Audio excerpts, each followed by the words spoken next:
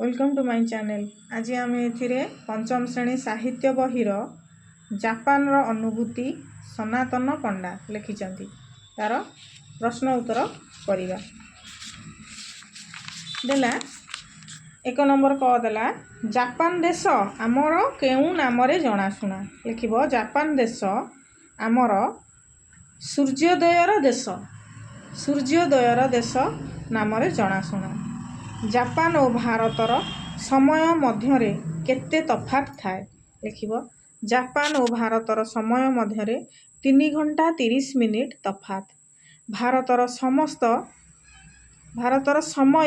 3 घंटा 30 मिनिट पछुआ। ग नंबर देला जापान रास्ता रे ट्रैफिक नियंत्रण किपरि होई थाए लिखिब। जापान रास्ता रे ट्रैफिक लाइट रो संकेत द्वारा ट्रैफिक नियंत्रण होई थाए। आम देश भली सेठारे ट्रैफिक पुलिस ट्रैफिक नियंत्रण करती नाही। जापानी माने वर्ज्य वस्तुरु कौन सबु व्यवहार्य पदार्थ तैयारी करि थांती लिखिब। जापानी माने वर्ज्य वस्तुरु नाना रंगर पोशाक, बोतल, ट्रे, कार्टून इत्यादि तैयारी करि थांती। जापानी माने अन्य मानकु किपरि अभिवादन जणाई थांती। जापानी माने अन्य मानकु अभिवादन जणाइला बेले पूरा अंटा ठारू नई सम्मान जणाई थांती। तापरे देला 2 नंबर क स्तंभ ख स्तंभ देला खाल खोल धूली सभा जान जंत्र रास्ता लिखिब। खाल ढीप दे देइची खाल ढीप आकु जोड़ीकरी लिखिदब जेपरी खाल ढीप। तापरे खेलकूद धूली माटी सभा समिति जानवाहन जंत्रपाती रास्ता घाट ताकु जोड़ीकरी लिखिब, जोड़ा शब्द करिकी लिखिब। 3 नंबर देला बंधनी मध्य उपयुक्त शब्द बाछि शून्य स्थान पूरण करिब। त एवं सेमिति जदि मध्य ताकु लगेइकरी करिब लिखिब। मु जदि जीवी तेबे तो पाई पोशाक किणी नेबी। मु जदि जीवी तेबे तो पाई पोशाक किणी नेबी। रीति जेमिति रूपरे सुंदर सेमिति गुण मध्य अधिकारिणी। बापा पोशाक एवं मिठेई देले। तू आसीबा बेले तो अपा को सांगरे आनिबू तू। तापरे तू तो आगरू तांकु देखि नथिलु तेबे चिन्हिलु किपरि।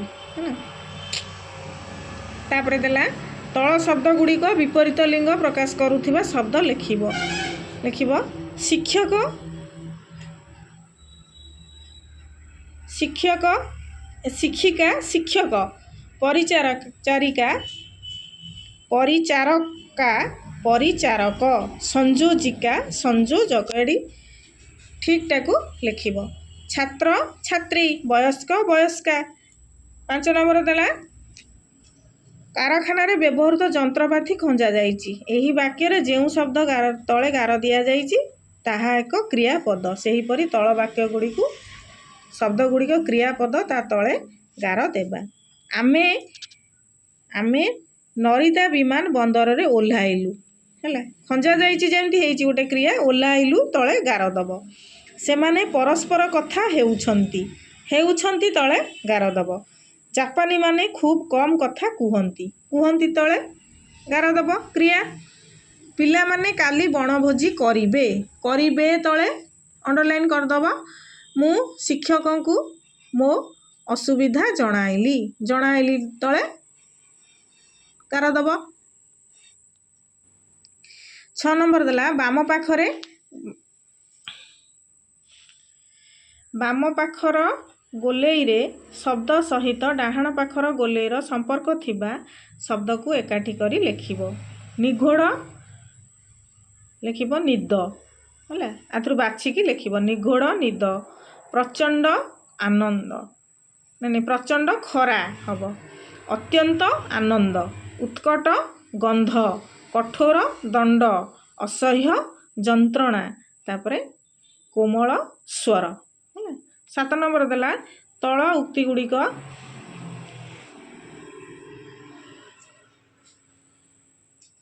ରୀତା ଶବ୍ଦଟି ବାରମ୍ବାର ବ୍ୟବହୃତ ହୋଇଛି। ରୀତା ଶବ୍ଦ ବଦଳରେ ଆଉ ଯେଉଁ ପଦ ବ୍ୟବହାର କଲେ ବାକ୍ୟର ଅର୍ଥ ବଦଳିବ ନାହିଁ ସେହି ପଦକୁ ତା ପାଖ ବନ୍ଧନୀ ମଧ୍ୟରେ ଲେଖିବ। ଯେପରି ରୀତା ଗୋଟିଏ ସୁନ୍ଦରୀ ଝିଅ, ସେ ତୃତୀୟ ଶ୍ରେଣୀରେ ପଢ଼େ। ସେମିତି ଲେଖିବ ରୀତା ତାର ଗୋଟିଏ ଗୁଲୁଗୁଲିଆ ଭାଇ ଅଛି। ରୀତା ତାର ବାପା ରୀତା ପାଇଁ ଓ ତା ଭାଇ ପାଇଁ 2ଟି ଖେଳନା ଆଣିଥିଲେ। ରୀତାକୁ ବଡ଼ ଖେଳନାଟି ଦେଲେ। 8 ନମ୍ବର ଦେଲା ଲୋକଟି ରାସ୍ତାରେ ସାଇକେଲ ଚଲାଉଛି।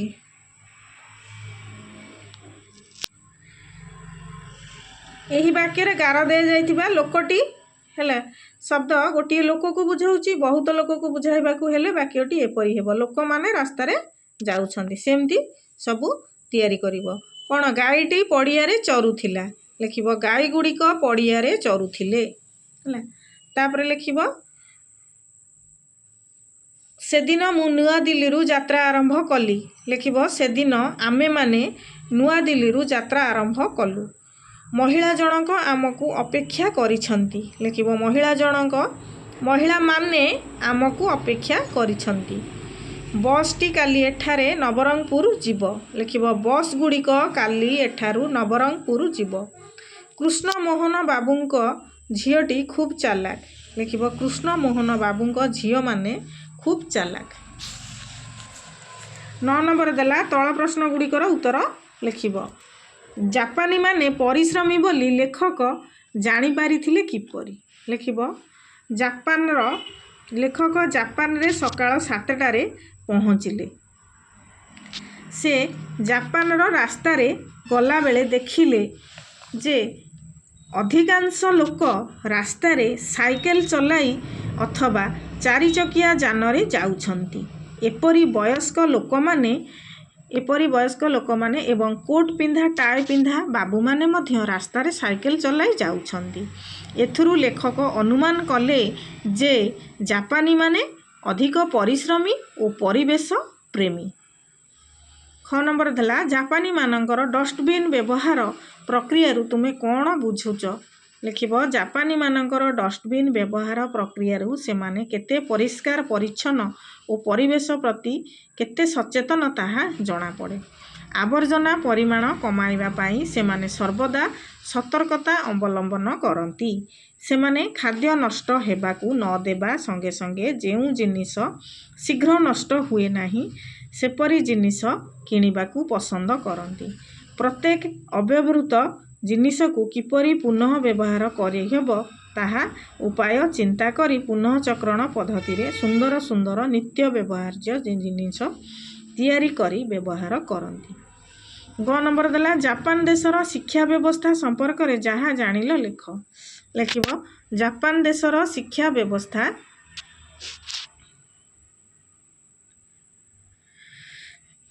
ଜାପାନ ଦେଶର 100% ଲୋକ ସ୍ୱାକ୍ଷର। ସେଠାରେ 15 ବର୍ଷ ବୟସ ପର୍ଯ୍ୟନ୍ତ ସମସ୍ତଙ୍କ ପାଇଁ ଶିକ୍ଷା ବାଧ୍ୟତାମୂଳକ। ଶିଶୁମାନେ 4ରୁ 6 ବର୍ଷ ବୟସ ପର୍ଯ୍ୟନ୍ତ 3 ବର୍ଷ କେଜି ସ୍କୁଲକୁ ଯାଆନ୍ତି। ଏହାପରେ 7ରୁ 12 ବର୍ଷ ପର୍ଯ୍ୟନ୍ତ 6 ବର୍ଷ ପ୍ରାଥମିକ ଶିକ୍ଷା ଓ 13ରୁ 15 ବର୍ଷ ପର୍ଯ୍ୟନ୍ତ 3 ବର୍ଷର ଜୁନିୟର ହାଇସ୍କୁଲ ଶିକ୍ଷା ବାଧ୍ୟତାମୂଳକ। ଏହାପରେ 16ରୁ 18 ବର୍ଷ ପର୍ଯ୍ୟନ୍ତ 3 ବର୍ଷର ହାଇସ୍କୁଲ ଶିକ୍ଷା ବ୍ୟବସ୍ଥା ରହିଛି। ଜାପାନରେ ମାତୃଭାଷାକୁ ଅଧିକ ଗୁରୁତ୍ୱ ଦିଆଯାଏ। ଜାପାନୀ ଛାତ୍ରମାନେ ଗଣିତ ବିଜ୍ଞାନରେ ପଛୁଆ ନୁହନ୍ତି। ସେଠାକାର ଅଧିକାଂଶ ଭଲ ଛାତ୍ର ବୈଜ୍ଞାନିକ ହେବାର ଆଶା ରଖିଛନ୍ତି। ଜାପାନୀମାନେ ସ୍କୁଲରେ ପାଠ ବିଷୟ ବ୍ୟତୀତ ଶାରୀରିକ ଶିକ୍ଷା ଓ ଖେଳକୁଦ ଉପରେ ଗୁରୁତ୍ୱ ଦିଆଯାଏ। ସେଠାକାର ପିଲାମାନେ ପିଅନ ଉପରେ ନିର୍ଭରଶୀଳ ନ ହୋଇ ବିଦ୍ୟାଳୟର ସମସ୍ତ କାର୍ଯ୍ୟ ନିଜେ କରନ୍ତି। ଶ୍ରେଣୀଗୃହର ଶିକ୍ଷକ ପ୍ରକୋଷ୍ଠ ଏପରି ଶୌଚାଳୟ ମଧ୍ୟ ନିଜେ ସଫା କରିଥାନ୍ତି।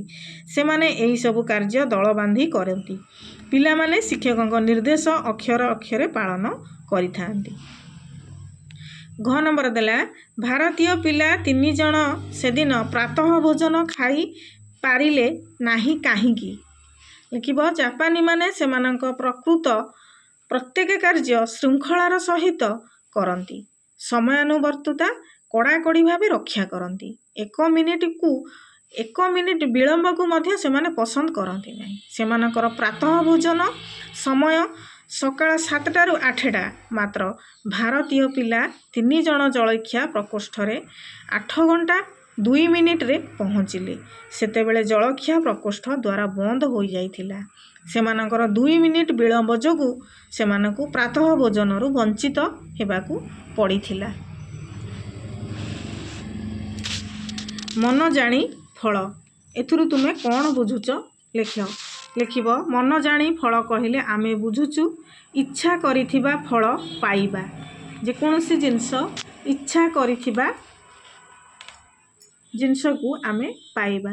ଯେପରି ଜାପାନ ଅନୁଭୂତିର ଲେଖକ ବହୁ ଦିନରୁ ଜାପାନ ଦେଖିବା ପାଇଁ ଇଚ୍ଛା କରିଥିଲେ, ମାତ୍ର ସେ ସୁଯୋଗ ତାଙ୍କୁ ଜୁଟୁନଥିଲା। ହଠାତ୍ ସୁଯୋଗ ଜୁଟିଲା ଓ ଜାପାନ ଯିବା ପାଇଁ ଲେଖକ ସୁଯୋଗ ପାଇଲେ। ଏଣୁ ତାଙ୍କ ମନ ଅନୁସାରେ ତାଙ୍କୁ ଫଳ ମିଳିଲା। ଜାପାନୀମାନେ ଦୋକାନରୁ ନିଜ ବ୍ୟାଗରେ ଜିନିଷ ଆଣିବାକୁ ପସନ୍ଦ କରିଥାନ୍ତି କାହିଁକି?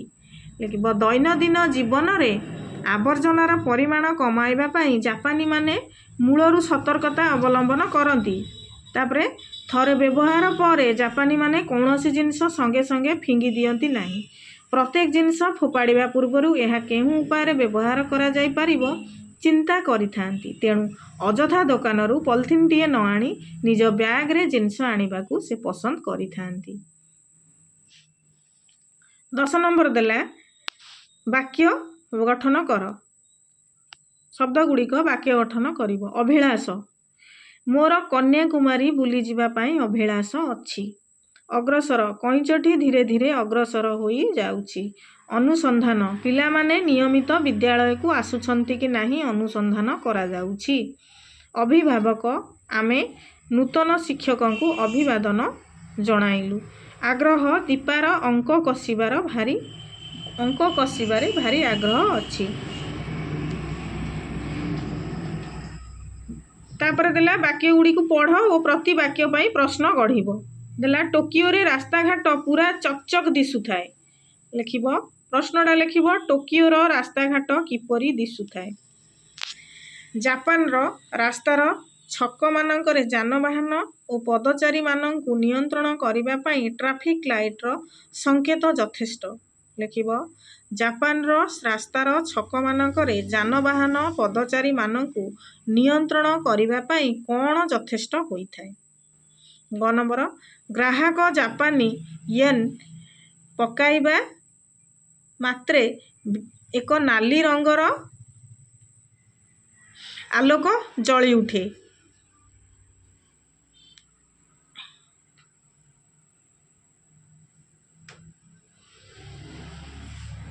ଲେଖିବ ଗ୍ରାହକ କ'ଣ ପକାଇବା ମାତ୍ରେ ଏକ ନାଲି ରଙ୍ଗର ଆଲୋକ ଜଳି ଉଠେ। ଦୈନନ୍ଦିନ ଜୀବନରେ ଆବର୍ଜନାର ପରିମାଣ କମାଇବା ପାଇଁ ଜାପାନୀମାନେ ମୂଳରୁ ସତର୍କତା ଅବଲମ୍ବନ କରିଥାନ୍ତି। ଲେଖିବ ଦୈନନ୍ଦିନ ଜୀବନରେ କାହାର ପରିମାଣ କମାଇବା ପାଇଁ ଜାପାନୀମାନେ ମୂଳରୁ ସତର୍କତା ଅବଲମ୍ବନ କରିଥାନ୍ତି। ଜାପାନୀ ଛାତ୍ରମାନେ ଗଣିତ ବିଜ୍ଞାନରେ କିନ୍ତୁ ପଛୁଆ ନୁହନ୍ତି।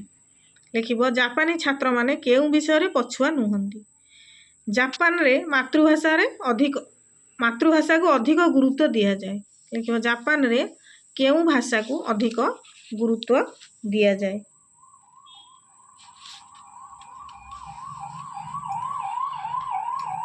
ଆଜି ପାଇଁ ଏତିକି। ଏବେ ସରିଲା ମୋ ଭିଡ଼ିଓଟି। ଯଦି ଆପଣଙ୍କୁ ଭଲ ଲାଗିଥିବ ତେବେ ଲାଇକ୍, ସେୟାର, ସବସ୍କ୍ରାଇବ୍ କରିବେ।